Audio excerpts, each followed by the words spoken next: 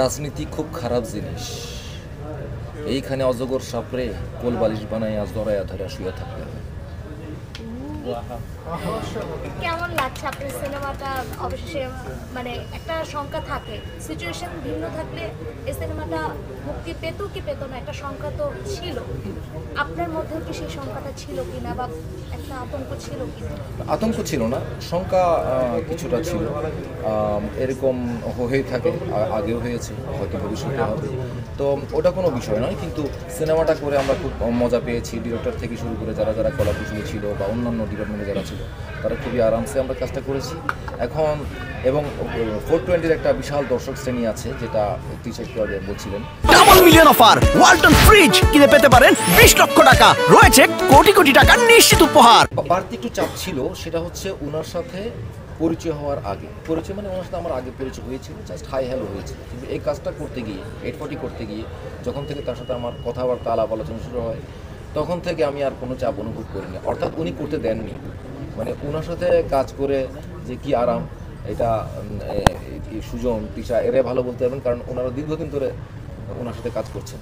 তো আমি কোনো ধরনের চাপ পাইনি, চাপ অনুভব করিনি। আর কাজ করতে কি যা দেখেছি, ওনার সাথে শুধুমাত্র অভিনেতা কলা কৌশলীরা নয়, ওনার সাথে কেউই কোনো চাপ অনুভব করে না। এবং প্রোডাকশন বয় যারা আছে তারাও কোনো চাপ অনুভব করে না। উনি ওভাবেই সবাইকে একটু আপন করে নেন আর কি, একটু মৌজ মাস্তির মাধ্যমে কাজটা করেন। পরিবর্তন আপনি দেখতে পাচ্ছেন কিনা? কারণ এখন তো ফারুকী ভাই উপদেষ্টা হয়ে গেছে। না, পরিবর্তন দেখা যায় না। আপনার মনে করেন আপনার বাবা কিছু একটা হয়ে গেল, তখন তার কাছে সে আপনার বাবাই থাকবে বা আপনি তার কন্যায় থাকবে, আপনি যেই হন না কেন ভবিষ্যতে। তো ওনাদের কাছে ওরকম কিছু না, আমার কাছেও কিছু না। উনি আমার ডিরেক্টর, ওই অতটুকুই শুধু। তো আমরা আশা করি সেই 420-র দর্শকরা অবশ্যই আসবেন, আর অন্যান্য যারা আছেন তারাও আসবেন, তারা উপভোগ করবেন ছবিটা মোটামুটি সব কিছু মিলিয়ে উপভোগ করার মতো একটা ছবি। এবং স্টুডেন্টরা যে খুব আসছে, এটা আমরা খবর পেয়েছি, এবং আশা করি আরও আসবে।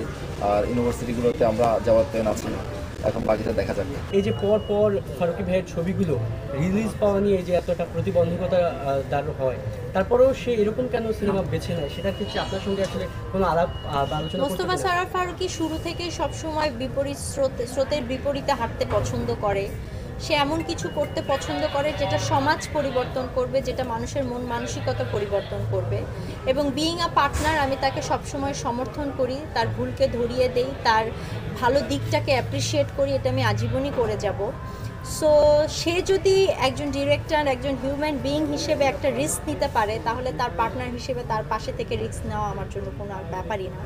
এবং আমি এটুকুন বলতে পারবো যে ফিউচারও যদি সে কোনো রিস্ক নেয় বা এরকম কোনো কাজের সাথে জড়িত থাকে যেটা মানুষের চিন্তাধারার পরিবর্তন আনবে, সমাজের পরিবর্তন আনবে, আমি তার সাথে সবসময় অ্যাজ এ সাপোর্টার হিসেবে থাকবো।